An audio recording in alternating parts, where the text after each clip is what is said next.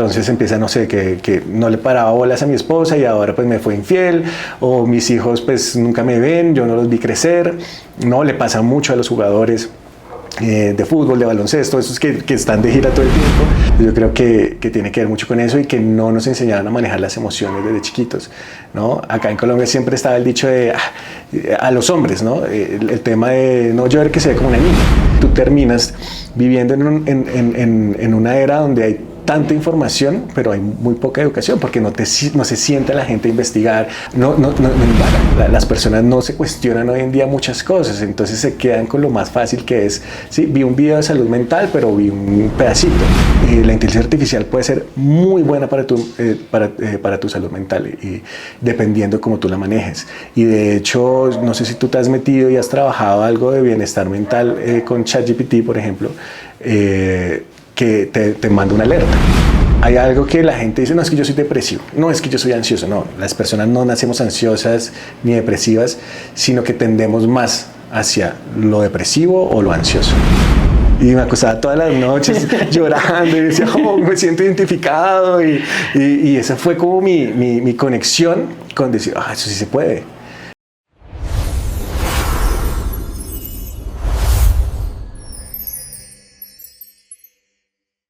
El tema de salud mental en este momento está tomando mucha relevancia y es un tema que viene afectando a las personas y a las empresas hace mucho tiempo. Ahorita es más fácil ver figuras relevantes, empresarios o deportistas de alto rendimiento que reconocen que tienen retos de salud mental. El año pasado en el Wimbledon, Alexander Zverev, uno de los mejores tenistas a nivel mundial, reconoció que tenía depresión y que eso afectaba su rendimiento en el tenis. Empresarios colombianos como Freddy Vega, Simón Borrero, ya han hablado abiertamente de los retos de salud mental que presentan las empresas. Hoy por eso estoy acá con Julián Castañeda, cofundador de Fronts, una empresa enfocada y dedicada a trabajar los retos de salud mental y bienestar emocional, no solamente a las personas, sino también a las empresas, a los empresarios y a las personas que se dedican o que están buscando ser líderes en diferentes sectores. Bienvenido, Julián. Muchas gracias por aceptar la invitación. No, gracias a ti, Ronald, por la invitación. Es muy interesante que las personas se estén interesando mucho por el tema del bienestar mental y emocional. Entonces, te agradezco también la oportunidad para poder hablar sobre el tema. Para mí, personalmente, y para el podcast, esta es una de las raíces por las que surgió el podcast. He pasado por muchos retos en los que yo digo, me encuentro sin una salida, caigo emocionalmente y mentalmente con diferentes retos y no logro muchas veces encontrar la solución. Por eso nació Entre Éxitos y Desafíos, por eso surgió este proyecto del cual he aprendido mucho y sé que hoy voy a aprender mucho de ti. Para mí siento que va a ser como más una sesión de uno a uno y que a muchas personas también les va a funcionar. Primero que todo, Julián, cuéntame, ¿quién es Julián Castañeda y cómo nació Fronts? Bueno, yo soy cineasta. Yo me formé en Argentina, estudié cinematografía, pero toda mi vida desde pequeño he estado en la área artística, ¿no? Desde los 17 años trabajé en fotografía publicitaria como asistente, estudié música profesional, después me fui para Londres, allí tuve la oportunidad también de trabajar pues, en muchas cosas, pero en la parte artística también, y me fui para Argentina a estudiar cinematografía después.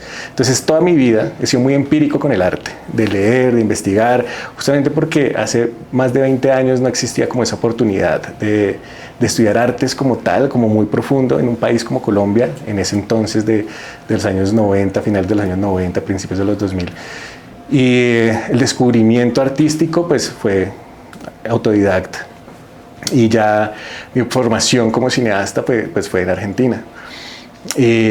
Allí duré un tiempo, después viví en Brasil también, en Sao Paulo, y cuando volví a Colombia la intención era como poder enseñar lenguaje cinematográfico. Creo que nutrir la industria es que las personas que consumen entiendan el lenguaje, y el lenguaje cinematográfico es supremamente importante para entender al ser. Entonces, Gabriel García Márquez, de hecho, fundó Los Baños, que es una de las escuelas más importantes de cine en Latinoamérica, que es en Cuba, y él le gustaba mucho la cinematografía porque él decía que que en 2 horas uno podía aprender un montón.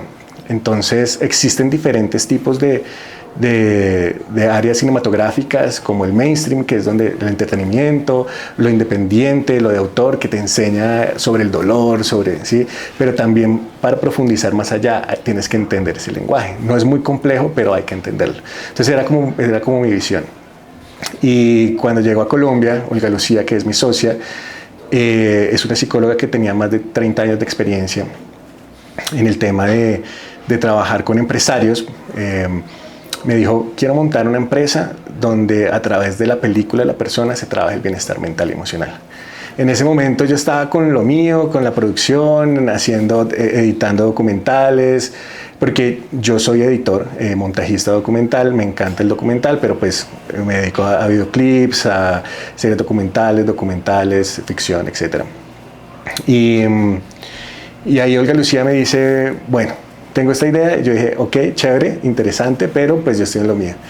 Pasaron los años y conectamos. En ese momento yo estaba como pasando mucho estrés por cosas de la producción. En la cinematografía se maneja mucho estrés porque todo es al instante, etc. Y ahí agarré y me senté a hablar con ella y empecé a entender muchos puntos de la neurociencia, de la psicología cognitiva, que trabaja el tema del bienestar mental desde el ser y de cómo uno mismo lo puede ir trabajando a través de su propia historia. Ahí creamos el sistema de Franz, que es acompañar a la persona a través de un guión cinematográfico a escribir su historia y a trabajar desde el área científica también, que es entender cómo funciona la mente, cómo funciona el cerebro, cómo funciona la memoria, etc. Y cómo funciona también la labor del guionista, porque el guionista básicamente lo que hace es desglosar un personaje también y conocer un personaje también que puede crear escenas épicas, ¿no? Entonces conectamos, creamos el sistema, empezamos a trabajar, ya llevamos aproximadamente, este año cumplimos 6 años de trabajar con clientes y el área del emprendimiento y de la parte empresarial nos llama mucho la atención porque somos empresarios, sufrimos también del burnout, pero entonces mi socia trabajó durante 28 años con gerentes, empresarios de alto impacto y nos enfocamos mucho a trabajar con empresarios porque sentimos que es un área donde se requiere mucha atención. Trabajamos con diferentes tipos de clientes, pero la parte empresarial nos llama mucho la atención justamente por eso, porque los retos son muy grandes. Hay algo súper interesante y es que la labor de un emprendedor o de un empresario es tener resiliencia, porque ser emprendedor o empresario requiere de un nivel muy puntual de tolerancia al fracaso. Todo el tiempo estamos fracasando, todo el tiempo hay fracaso y hay dolor y muchas veces queremos abandonar, queremos dejar. Entonces, cuando, por ejemplo, un empresario es exitoso, la gente piensa que es suficiente para estar bien de su mente, de su parte mental y psicológica, y no es así. Yo te comentaba ahora, detrás de cámaras, que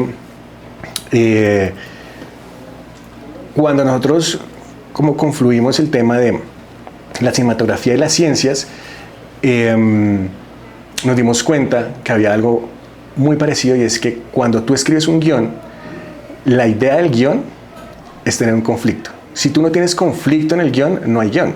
Tú puedes tener una gran idea, magnífica, pero si no hay conflicto, no hay historia. Nosotros necesitamos, como guionistas, tener un principio y un final. Tú no puedes terminar la película como comenzó, porque es una pérdida de tiempo. Tú dirías, vi 2 horas algo y terminó como comenzó. Y en la vida real pasa exactamente lo mismo. La vida real está llena de conflictos. Y todos los días tenemos conflictos de diferentes cosas. Entonces, en la parte empresarial, pues el conflicto es el fracaso, que me dijeron que no, que me quedó mal un cliente, que sí, un montón de cosas. Pero tú tienes conflictos con tu pareja, con tu mamá, con tu vecino, con no sé, X. Y ahí es donde entra el pensamiento, que es el tema del bienestar mental, cómo manejamos el pensamiento a través de esto. cómo estamos hormonalmente y demás. Pero bueno, eso ya es un tema, no sé si me vas a preguntar más adelante. Entonces, no sé si quieres que ahondemos más en eso o me tienes otra pregunta ahí. Ahí, esa parte que tú dices me parece muy chévere y es, todos nosotros tenemos un guión y día a día estamos llevando un guión, sino que muchas veces dejamos que el guión no lo creen los demás. Y eso muchas veces, a mí personalmente, cuando estaba buscando más como que la aprobación o lo que los demás quieren, termino en un punto donde digo, no estoy siendo feliz, estoy quemado, estoy viéndome afectado mental y emocionalmente porque no logro encontrar o no estoy haciendo lo que a mí me gusta. Y siento que muchas personas están o pasan por ese problema. Muchas personas que trabajan de lunes a viernes o hasta sábados, domingos, haciendo lo mismo 5, 10, 15 años sin ser felices porque están dejando que los demás escriban su guión. Y eso termina afectando mucho la salud mental. Sin embargo, viendo y haciendo una investigación previa, me di cuenta que el tema muy puntualmente en empresarios, emprendedores, el tema salud mental y bienestar emocional es mucho más complejo. Por lo general, es el doble de personas las que están cerca de consumo de alcohol y sufrir depresión, 3 veces más la posibilidad de consumo de drogas y hasta 10 veces más llegar a trastornos de bipolaridad. Tú que has trabajado con empresarios de cerca, ¿cuáles crees que han sido los retos o cuáles son los problemas que más frecuentes se presentan en este entorno? Bueno, ahí hay dos, te voy a responder 2 cosas, porque empezaste hablando de que las personas nos manipulan nuestra historia y eso hace parte del guión. En un guión los personajes también manipulan al protagonista y demás. Pero acá hay algo importante y es, y ahorita me recuerda la última pregunta que me hiciste por si me desvío, y es que uno no es consciente en el proceso de pensar. Normalmente vamos en piloto automático y es una función del cerebro. Una función del cerebro es manejar, trabajarlo con la parte prefrontal, que es la parte que nos diferencia a los mamíferos, que es un cerebro racional, consciente, y la otra es la emocional, que compartimos con los mamíferos, que es, a ti te pasa algo e inmediatamente te pones alerta, me gustó, no me gustó, y de ahí empiezas a actuar, ¿no? Automáticamente, porque no me gustó y eso viene de la primera experiencia que tú tuviste con esa sensación. Entonces, cuando tú escribes tu historia, empiezas a entender quién eres. ¿Sí? Empiezas a, ay, yo no sabía esto. El viernes tuve una sesión con una cliente y me decía, cada vez que yo lleno la carpeta de guión, porque la idea es llenar una carpeta de guión con la personalidad, el universo físico, los objetos, todo, absolutamente todo. Yo no me había preguntado de esto. Me dice, cada día que salgo de una sesión me voy conociendo mucho más. Y es que ese es el fin, conocernos para entender pues cómo debemos actuar nosotros en momentos críticos, ¿no? Pero normalmente como duelen las cosas, normalmente queremos esconderlas. Y es una parte justamente del guión. Los traumas, los conflictos, etcétera, el guionista los esconde, ¿sí? Para que no salgan a flote. Y entonces tú, claro, tú tienes como una competencia con el guionista y tú sabes qué va a pasar después de esa escena, qué va a pasar después de esto. Tú dices, va a pasar esto, no sé qué. Entonces el guionista va jugando con el espectador y al final saca esos miedos, saca esos conflictos y ahí es cuando hay un quiebre de la película para empezar a trabajar un cambio interno relevante del personaje. ¿Qué es un cambio interno relevante? Es un cambio interno del personaje que se sostiene en el tiempo. Entonces, cuando se acaba una película, tú dices, ese personaje quedó así, se siente que quedó así. Un cambio interno relevante permanente. Entonces, normalmente nos escriben la película las personas o el entorno, la sociedad, etcétera, es porque no entendemos muy bien quiénes somos, de dónde venimos, qué nos gusta, qué no nos gusta, ¿no? Justamente porque dejamos esos miedos enterrados. Para poder afrontar, para poder escribir nuestra propia historia, tenemos que sacar esos miedos y hacer frente a ellos para tener un cambio interno relevante, ¿no? Entonces, ese es el fin de lo que tú dices, de cómo podemos empezar a escribir nuestra propia historia, ¿no? De ahí viene como todo ese proceso. La otra pregunta que me hiciste, ¿cuál fue puntualmente? ¿Cuáles son, o desde tu experiencia en la parte con empresarios, en la relación con empresarios, ¿cuáles son los problemas o los retos más comunes que se presentan? No, son diferentes. Todos los seres humanos tenemos retos diferentes. Entonces, como te decía, el conflicto de cada ser humano, y es que eso es lo maravilloso y eso es lo que me apasiona de todo esto, y es que somos más de 8.000 millones de personas en el mundo y son 8.000 millones de historias, ¿sabes? O sea, no es solamente una historia la que contamos, sino que hay muchas, hay cosas que como nos vestimos, como es la música, entonces son similares, pero cada historia es diferente, entonces cada conflicto es diferente. El reto que más tienen, por ejemplo, los empresarios, los emprendedores, perdón, las personas que están comenzando, las empresas más pequeñas, es ese reto de sostenerse económicamente, ¿no? De cómo me entra la plata, porque hay grandes ideas, pero nadie me escucha, pero nadie las ve, pero sí, no me están comprando, entonces eso es como un reto común de un emprendedor. Ya cuando la escala es mucho más alta, ya a veces tal vez no es tanto que estoy vendiendo, no estoy vendiendo mucho, también puede pasar, pero puede llegar a ser con un grupo de trabajo grande que nos están entendiendo, o puede ser algo muy personal también, que no tiene tiempo para eso. Pasa mucho con los empresarios que no tienen tiempo para tener con sus hijos, con su esposa, ¿sí? Entonces empieza, no sé, que no le paraba bolas a mi esposa y ahora pues me fue infiel, o mis hijos pues nunca me ven, yo no los vi crecer, ¿no? Le pasa mucho a los jugadores de fútbol, de baloncesto, esos que están de gira todo el tiempo. Entonces uno dice, no, maravilloso, juega en tal, es millonario, pero pues nunca vio crecer a su hijo. Y eso es un problema de bienestar mental, porque es algo que tú ya no puedes recuperar, ¿sí? Y cuando te das cuenta, cuando ya estás viejo, cuando el cuerpo te duele, por ejemplo, y dices, ya me tocó retirarme, y dices, ya tengo 40 años, y igual pues eso es viejo para un jugador, ¿no? Pero, y mi hijo ya tiene, no sé, 13 años y perdí su infancia, y eso es algo que a las personas les duele mucho. Entonces también puede ser por ese lado. Depende, o sea, no hay algo muy común. Lo común es lo que te digo, como el comenzar, es el no tener los recursos, el vender y no ser vistos, y cuando es a alta escala, pues es eso, ¿no? El ego también, el ego juega mucho en el tema de las ventas, de cómo me vieron, de mi producto. Entonces hay de todo. Eso depende de con quién estás al frente. Es muy cierto lo que tú dices, y es dependiendo como la profesión o el entorno o el área. Un deportista a los 35 a 40 años ya por lo general es viejo, pero una persona, un empresario a los 35 o 40 años tal vez estará empezando su camino, claro, en el mundo empresarial.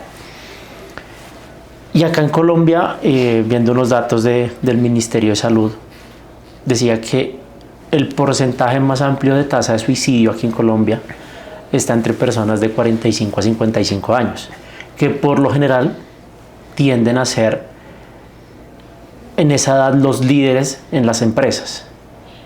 Entonces no estoy diciendo, y no concluía el estudio que vi, que era puntualmente por el liderazgo en las empresas. Sin embargo, me gustaría saber qué puede pasar como en ese rango de edad donde la tasa de suicidio como que es más amplia. O sea, el porcentaje es bastante amplio respecto a otras diferencias de edad. Bueno, es que no, es que esos estudios dependen de muchas cosas, del país, de la ciudad, ¿sabes? Porque hoy en día también, por ejemplo, hay un índice de suicidio muy alto en los adolescentes, por el tema de las redes sociales y demás. De pronto, pues la pregunta tuya mucho más enfocada en la parte en el mundo empresarial, pero puede ser por varias razones. El cerebro termina de madurar a los 30 años.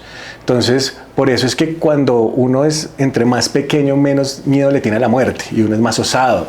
Y cuando uno tiene 20 años, sale a tomar y se vuelve nada, y no le importa si llega vivo o no a la casa, siempre llega vivo, pero entonces, claro, llega un punto, cuando tú pasas los 30 años, el cerebro termina de madurar y la sensación de peligro es mucho más aguda.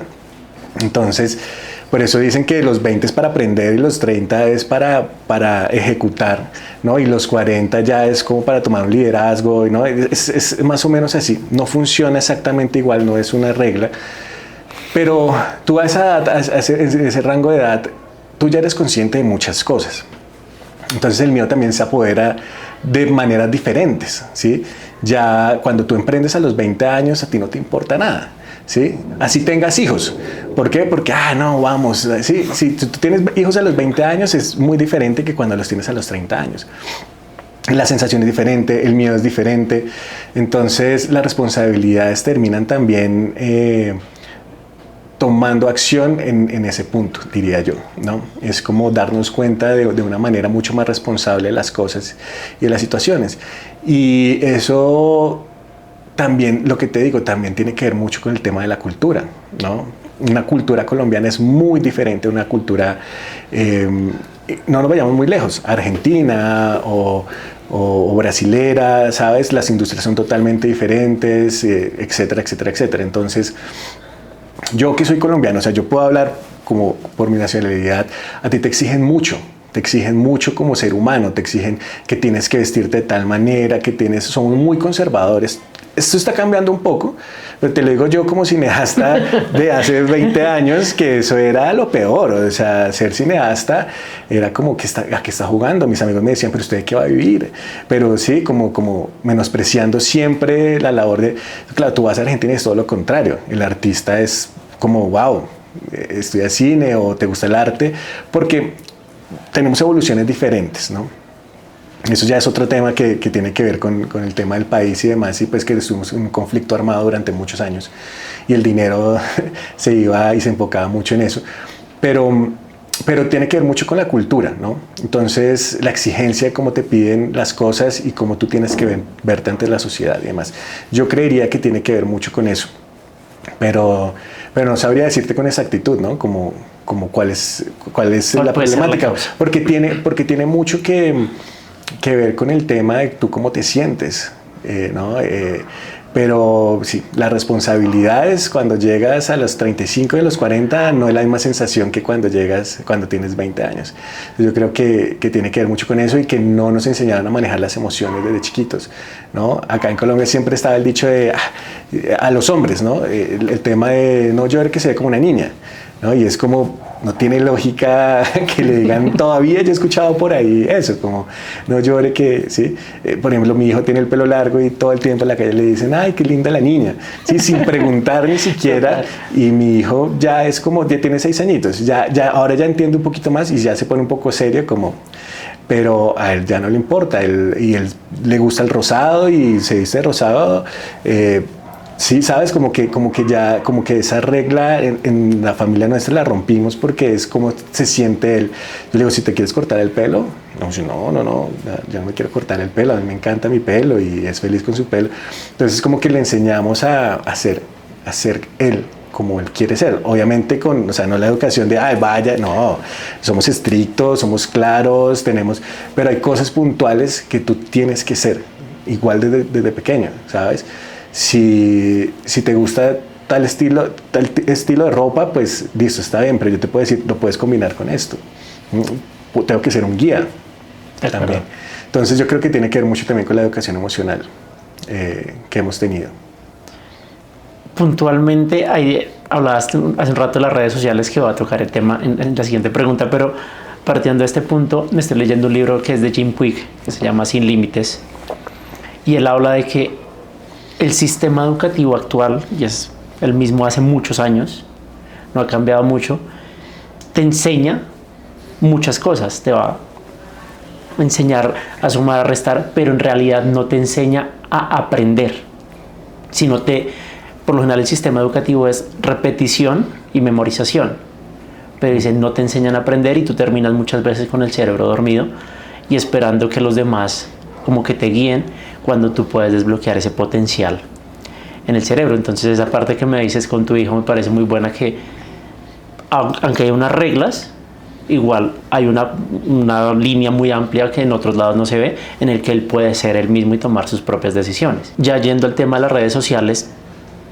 y es algo que está pasando mucho más que todo en la parte de los jóvenes, la inmediatez de la información, de estar publicando y diciendo, venga, es que si no tuve tantos likes, tantos comentarios, empieza una presión por cómo me ven los demás y qué perciben los demás, que muchas veces terminan viviendo más lo que los demás perciben o dando una imagen diferente porque los demás me lo exigen o porque creo que es lo correcto, y terminan viviendo muchas veces un infierno internamente, donde lo que tú decías, han llegado personas muy jóvenes que se han suicidado por la presión social. ¿Cómo consideras tú que las redes sociales y este momento tecnológico afecta a la salud mental? Como todo cambio mucho. Lo que pasa es que estamos viviendo ese cambio ahora, pero pues hace 30 años era diferente con la tecnología que había en ese momento. Sí, hoy estamos viviendo esto, es algo nuevo, es algo que estamos aprendiendo a consumir, pero las redes sociales es un lenguaje de comunicación y es un lenguaje muy importante. El tema es que como no tenemos una guía, ¿sí?, de cómo consumirlo en este momento, entonces es experimental absolutamente todo. Yo he vivido todo el proceso, me imagino que tú también, todo el proceso del internet en los 90, que era con el teléfono y que uno podía ver el video y se trababa en la mitad y uno esperaba ahí horas. A mí me gusta el baloncesto, entonces yo bajaba como los videos de Michael Jordan y no bajaban bien, y abrí el primer correo en los finales de los 90. El ICQ, el Messenger, ¿no? Como que toda esa evolución. Hoy en día los jóvenes que son los expertos y manejan las redes sociales no tienen ni idea que era un ICQ. Y nosotros pues aprendimos a chatear en ICQ, mandar el zumbidito en el Messenger. Y toda esa evolución pues nosotros la hemos vivido vamos aprendiendo sobre la marcha, ¿sí? Entonces yo creo que cada día uno se va informando y van a haber más precauciones con el tema del bienestar mental y emocional a través de las redes sociales. No hay que satanizar mucho por las redes sociales. Es lo que te digo, antes era una cosa, después otra y así sucesivamente. Hoy en día ese es el reto que tenemos nosotros y es el reto de cómo consumimos las redes sociales. Pero sí es un tema importante. Las redes sociales es un lenguaje, estamos más conectados hoy en día con personas. El hecho, por ejemplo, de la infidelidad se ve mucho más hoy en día justamente por eso, porque tú tienes acceso a muchas personas. No es que antes no existiera tanta infidelidad. Bueno, sí, o sea, no había tanta como hoy en día porque no había tanta conexión con tanta gente de tantas partes del mundo y demás. Entonces eso puede ser un problema también de bienestar mental y emocional. El tema de cómo tú te percibes, de cómo tú te ves, de cómo te tomas la selfie, de cómo sí... es un lenguaje. Para mí es muy importante en hablarlo porque yo tengo un concepto de las redes sociales, ¿sí? Tú tendrás otro, y etcétera.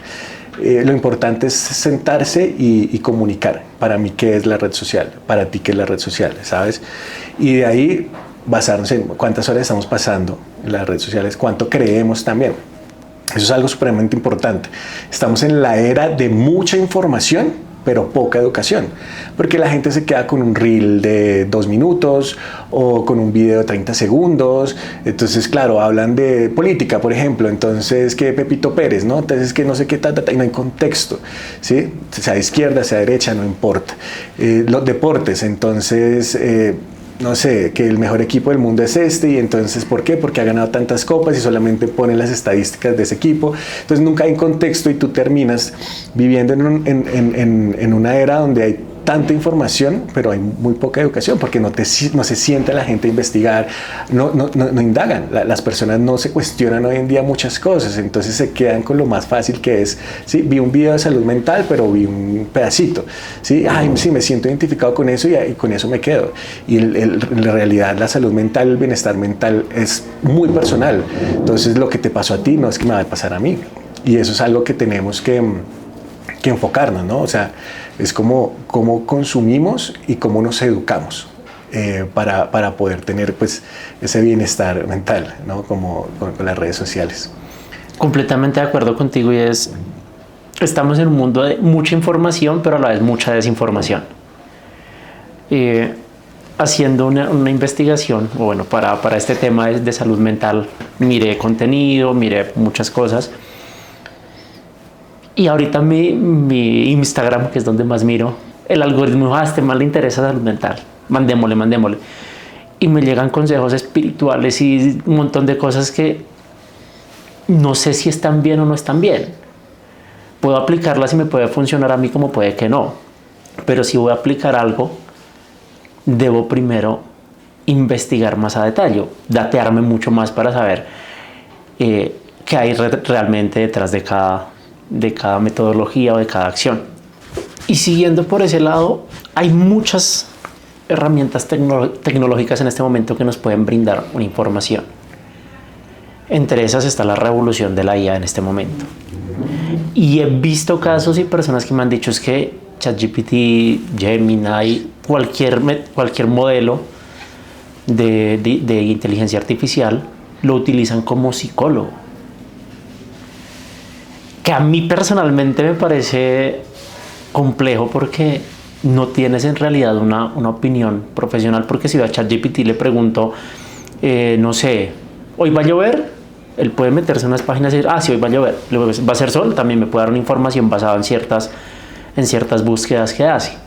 ¿Cuál es tu opinión en este momento de esa revolución de la inteligencia artificial y que muchas personas han empezado a decir, no, pues utilizo a ChatGPT, a Gemini, a cualquier modelo de lenguaje para utilizarlo como mi psicólogo, como mi terapeuta? Es una herramienta y es una muy buena herramienta.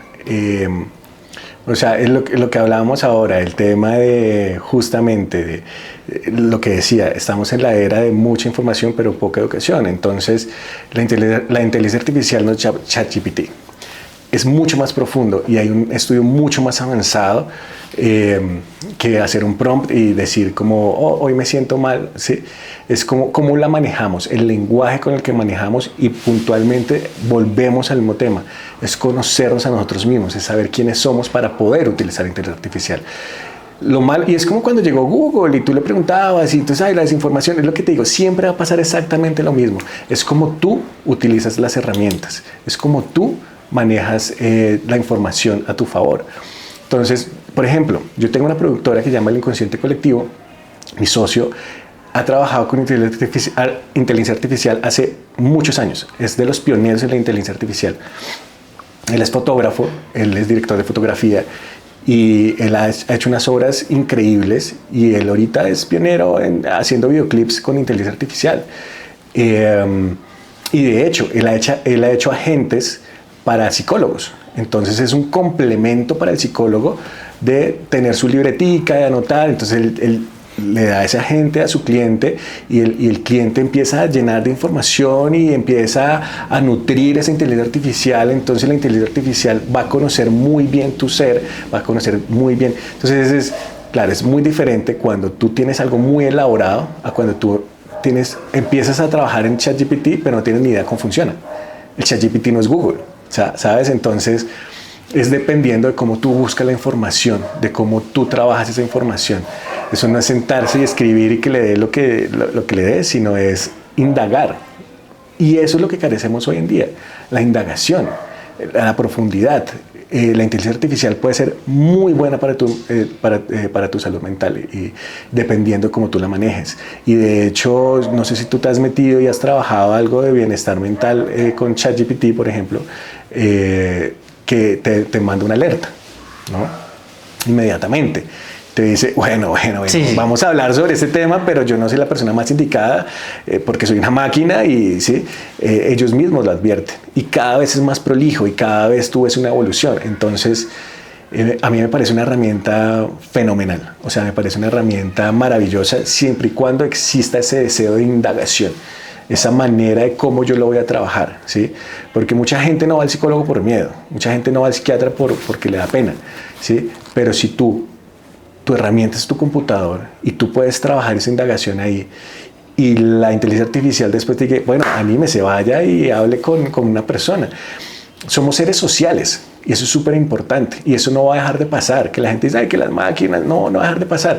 Nosotros somos sociales, somos seres sociales y necesitamos de las personas para vivir.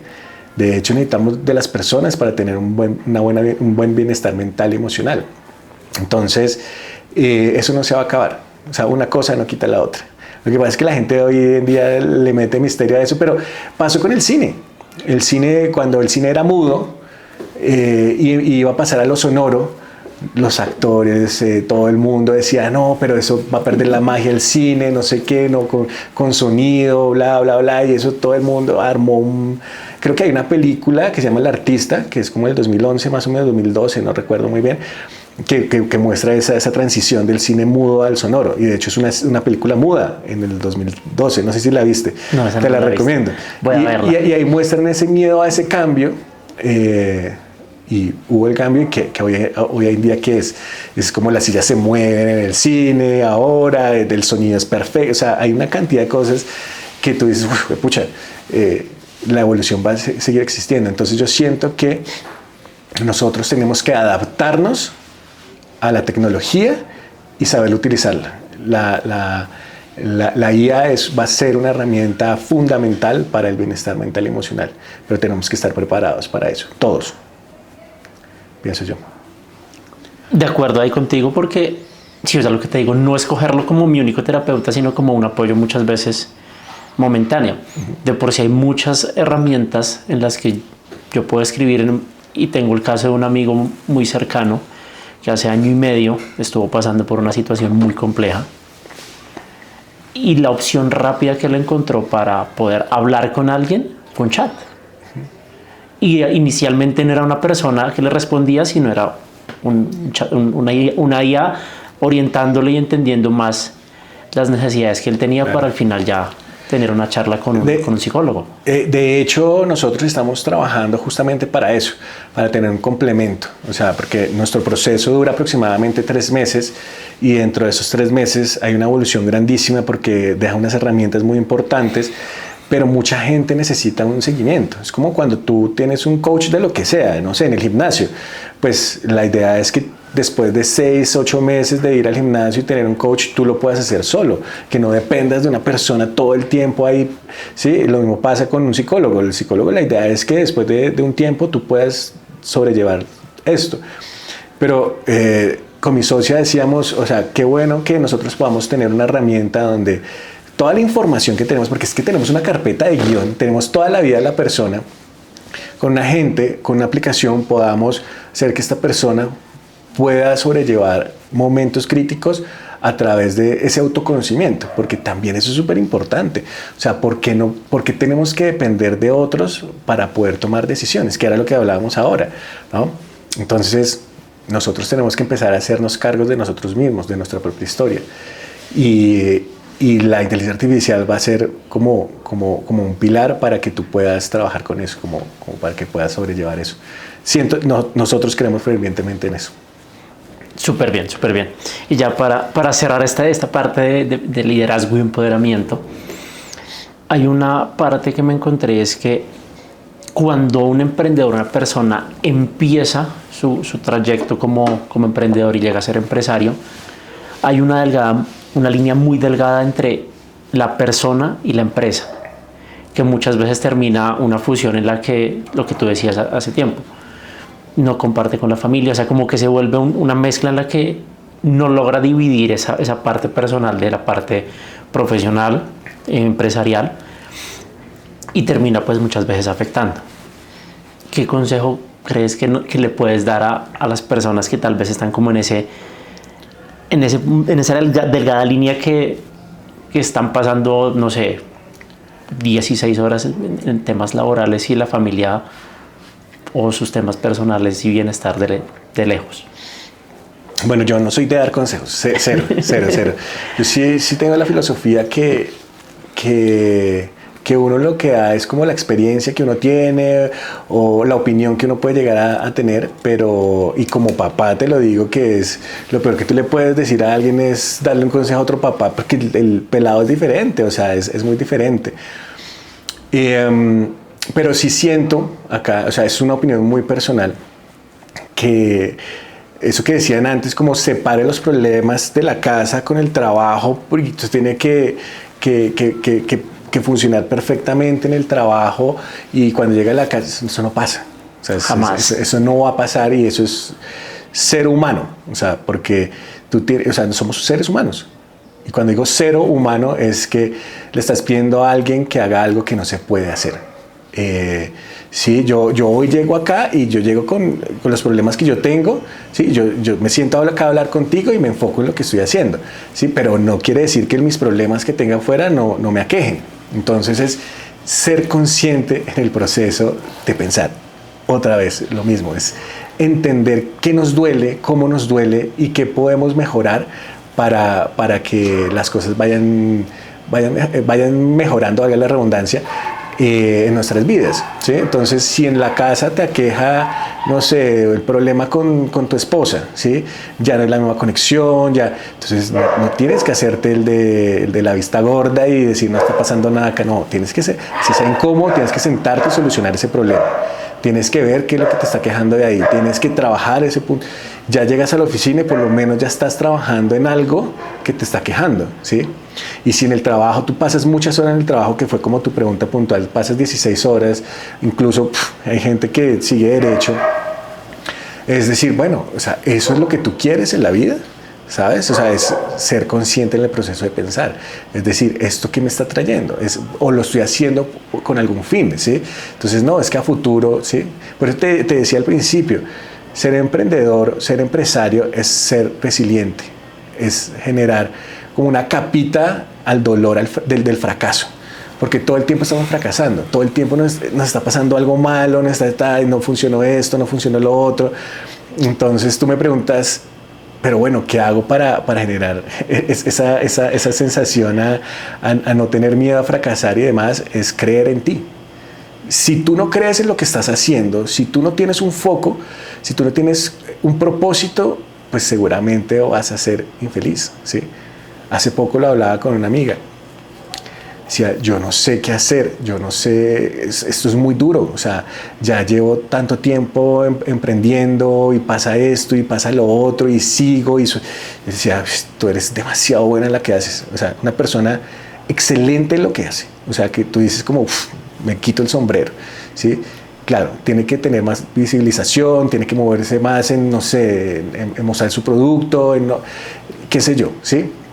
Pero yo le decía, está bien, si tú necesitas dejar acá y comenzar, no sé, un trabajo y demás, lo único que te digo es que esa sensación de dolor la vas a sentir acá o allá. Allá vas a sentir otro tipo de presión, tal vez no es lo económico, ¿sí? Pero sí va a ser el tema del fracaso. El cerebro no distingue cuál es mayor o cuál es menor, simplemente dice, esto me está quejando, esto me está doliendo. Entonces, donde tú estés, en cualquier parte, vas a sentir un dolor. El conflicto que hablábamos ahorita. Siempre va a haber un conflicto. Entonces, lo importante es que creas en lo que estás haciendo y te guste lo que haces, seas feliz, juegues. Una de nuestros, como de nuestras creencias es que la vida es un juego. Y nos enseñaron desde chiquitos a que jugar está bien, no sé qué, pero cuando crecemos, no, esto no es un juego. La vida no es un juego, no, claro. O sea, bueno, yo no sé si tú juegas videojuegos o si juegas fútbol o no sé, pero jugar, ¿qué significa? Tener estrategia, es correr, es sufrir, es perder 1 y 2 y 3 y 4 y 5 veces y llegar. Mira a Messi, por ejemplo. El man ya estaba cansado de perder y dijo, ya, hasta acá llego. La última Copa América con Chile en Estados Unidos, creo que fue eso. Sí, cuando dijo que se retiraba de la selección. Ya me cansé de que me están hablando mal, yo sufriendo y ya. Yo no. O sea, yo disfruto esto y tal. Llegó, ganó otras 2 Copas Américas, creo que 2 o ganó 3. Creo que lleva 2 y un mundial, creo. Y el mundial, que es como de Copa. Se divirtió, dijo, esto es un juego, y ese juego es estrategia, y una de las estrategias, por ejemplo, para un jugador de fútbol es la presión de la gente, de los medios, y pasa exactamente en la vida de cualquier ser humano, de un arquitecto, de un economista, de un psicólogo. Hay retos, y entonces, ¿qué es? Jugar. El juego es fundamental para tener esa resiliencia, para mantener esa resiliencia viva. Perdí, listo, ¿qué haces? ¿Tú juegas videojuegos? Te hago la pregunta. Sí. FIFA, por ejemplo, estás jugando, pues pierdes, ¿y qué haces? Vuelves y juegas otro partido hasta mejorar, ¿sí? De acuerdo. O cualquier juego, X. Pasa en la vida, cuando tú pierdes algo, dices, no me salió ese negocio.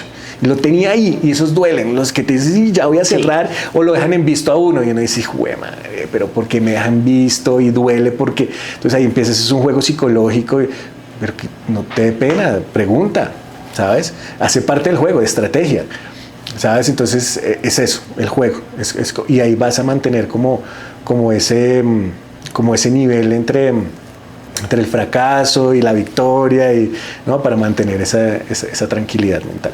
Genial, genial esa analogía, como la llevas de la vida es un juego y lo importante es disfrutarlo y divertirte. Sí, así tiene que ser. Ya yendo como una parte personal, ¿cuál para ti ha sido el reto desde la parte de salud mental y bienestar emocional más importante o que más te ha marcado a ti en este proceso de tu vida?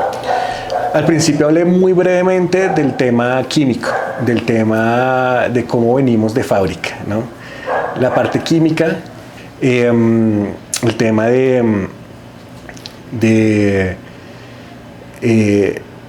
cómo biológicamente estamos compuestos. Eso es igual de importante también como conocerte, ¿sí? Porque todos los seres humanos tenemos una química diferente, y la química hace que tú que seas más propenso, por ejemplo, a ser ansioso o depresivo, ¿sí? O que seas más activo. No sabemos cómo vamos a llegar. Entonces hay algo que la gente dice, no, es que yo soy depresivo, no, es que yo soy ansioso. No, las personas no nacemos ansiosas ni depresivas, sino que tendemos más hacia lo depresivo o lo ansioso, ¿no? Entonces, uno de los retos míos más grandes en mi vida es que yo tiendo a ser más ansioso. Yo soy ansioso, o sea, bueno, ahí está, ¿sí ves? Yo soy ansioso cuando me pasan cosas muy fuertes, ¿sí? Cuando tengo retos muy fuertes. Entonces la ansiedad mía es mucho más, tal vez, grande que tal vez la tuya. Tú de pronto eres más calmado, ¿sí? No sé, pero eso ha sido uno de los retos más grandes. Entonces, por ejemplo, cuando nació mi hijo, ¿sí? Yo nunca planeé ser papá, ¿sí? Eso nunca fue como, yo quiero ser papá, no sé qué, no, pasó. Y qué pasó también, pues que yo soy papá, se le dice papá soltero, pero yo le digo como también que es como una paternidad compartida, ¿sí? Porque pues la mamá también es presente y demás. Por su trabajo, ella no está muy seguido acá en Colombia. Ella viaja constantemente todas las semanas y demás. Entonces, claro, el reto mío como papá fue enfocarme más a hacer una labor de casa, de estar con el niño todo el tiempo, y también de ser empresario. Es muy difícil, porque la labor, por ejemplo, que hacían las mamás, hoy en día ya es más compartido, pero igual todavía se dice, no, el hombre es proveedor, trae la comida, la mujer, que eso es algo que afortunadamente está cambiando, porque te digo que la sensación de ser papá presente es muy hermosa. O sea, la conexión que uno puede tener con su hijo. Entonces, creo que los retos más grandes que yo he tenido es aprender esa labor. Entonces, yo he tenido muchos retos ahí. Primero, pues, que yo no tengo una relación con la mamá. Entonces, me tocó solo, vivo solo, no tengo red de apoyo como tal, como familia que me ayude. O sea, no tengo la mamá mi familia no vive acá en Colombia. Y en Bogotá pues no tengo como muchas personas que yo le pueda decir, oiga, le dejo al niño, voy a salir a una fiesta, claro, o voy a salir a una reunión, no. Entonces fue ese reto que yo dije, pero al principio yo decía, bueno, yo no, o sea, debe existir, pero todavía ni siquiera lo he encontrado, un empresario que sea papá presente. Eso es muy difícil. Encuentras mujeres empresarias que son mamás presentes. ¿Qué empecé a hacer? Podcast de mamás. Y me acostaba todas las noches llorando y decía, me siento identificado. Y esa fue como mi conexión con decir, eso sí se puede. Y yo estaba haciendo una certificación de acompañamiento de manejo de emociones, y una compañera chilena me dijo, yo le decía, estoy cansado de quejarme todo el tiempo, siento que me estoy quejando por todo. Me dice, Y, ¿cachai? Pues es que esa es la función de nosotras las mujeres toda la vida, todas las mamás. Quejarse hace parte de... Y yo, claro. Entonces, claro, yo ya estoy buscando... me voy a quejar con argumentos. No, ni con argumentos ni argumentos, me voy a quejar. Y no me voy a sentir mal. Claro, porque estamos acostumbrados que el hombre, que el macho, que no sé qué, no. Y mira que lo hablaba con mi pareja actual y es... claro, uno a veces pierde esa sensación de... Porque es que uno también es hombre y necesita sentirse hombre. O sea, eso no es que, ay, no, es que no, uno necesita sentirse como se tiene que sentir, ¿sí? Y yo de pronto, durante, ponle 4 años, perdí mucho eso, ¿sabes? Porque me enfoqué en mi hijo. Y dije, pero después volví y dije, ok, yo también soy esto, ¿sí? También me gusta ser así. También me gusta ser hombre proveedor, ¿sí? Y es decir, también me gusta... Y entonces ahí es como un reto, es como un balance de sensaciones, de altas y bajas y idas y venidas. Pero, por ejemplo, con todo esto de conocer de mi historia, de Franz, y me ha hecho mucho más eficiente en el momento de tomar decisiones en este aspecto. No es fácil ser un papá presente, tener empresa, no es una labor que sea fácil de llevar, entonces conlleva muchas cosas de bienestar mental y emocional. Pero afortunadamente, y se lo decía a mi socia en estos días, tengo las herramientas para salir más rápido, de hecho. Hace 10 años, cuando tenía crisis de ansiedad y sí, ataques de pánico por ahí, que uno dice, uy, me voy a morir, no sé qué, me duraban 6 meses, 1 año. Hoy en día, si llega esa crisis, que es muy raro que llegue, pero puede llegar, me duran 3 minutos. Porque ya sé cómo manejar el pensamiento en ese momento. Okay. Y tal vez se sostiene pronto un dolor, ¿sí? No sé, tengo una discusión con mi novia y me queda ahí 1 semana, 2 semanas, pero intento como ir, ¿sí? Como ir manejando el tema. Entonces, de los retos más grandes ha sido la ansiedad, ser propenso como a ser ansioso, y el tema de la paternidad con el emprendimiento, con el ser empresario. Son retos muy interesantes, la verdad. No he vivido todavía el hecho de ser de la paternidad, sí el del emprendimiento. Y digo, si a mí me ha costado solo ser emprendedor y he estado con una carga, no me imagino cómo es con un hijo y lo que tú dices, ser un papá presente. Ya para cerrar, Julián, siempre me gusta dejar una reflexión. En este caso una reflexión porque no te gusta dar consejos a las personas que nos escuchan, a la comunidad del podcast. ¿Qué reflexión te gustaría compartirnos hoy? Pues con respecto a lo que hemos venido hablando, yo creo que es muy importante darse su espacio, conocerse, ¿no? Entenderse, no tener miedo a... el tema del bienestar mental y emocional tiene que ver con el pensamiento. ¿Sí? Y si algo nos está quejando, buscar ayuda, ¿sí? La interpretación. Nosotros en Franz no manejamos el tema de terapia o de coaching, sino de acompañamiento e interpretación. Y el acompañamiento e interpretación, ¿qué es? Escuchar a las personas, su historia, e interpretar lo que nos están contando. Pero si tú te das cuenta, hay personas que van a la panadería y le cuentan la historia al panadero. ¿Por qué? Porque están generando una interpretación nueva de su problema, de lo que la quejan. Entonces, es muy importante hablar, es muy importante comunicar lo que sienten.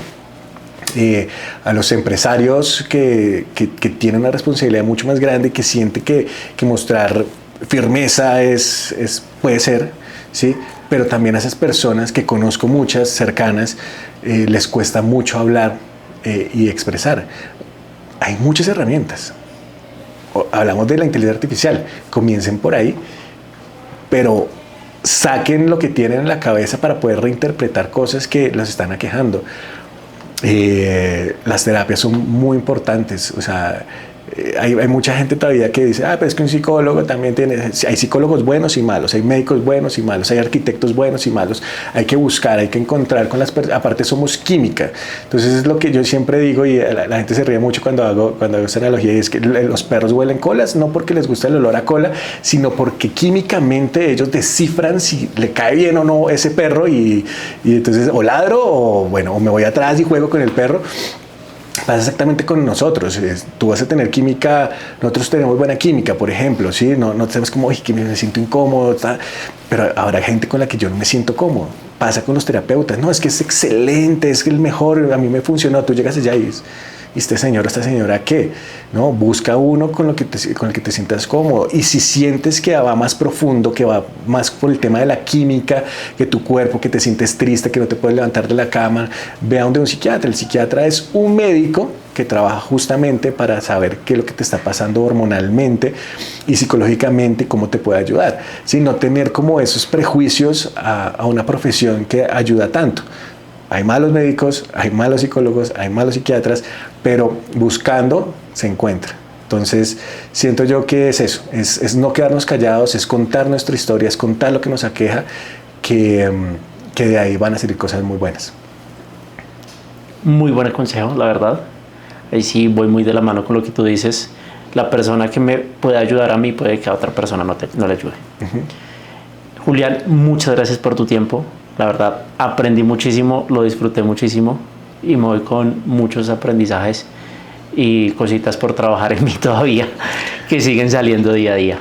No, Ronald, a ti muchas gracias por la invitación y cuando quieras volvemos a hablar del tema desde otro punto de vista. Es que es un tema muy amplio y hay muchas cosas en las que podemos enfocar, analizar, así sea un live también, si quieres. Ahí siempre estaré dispuesto.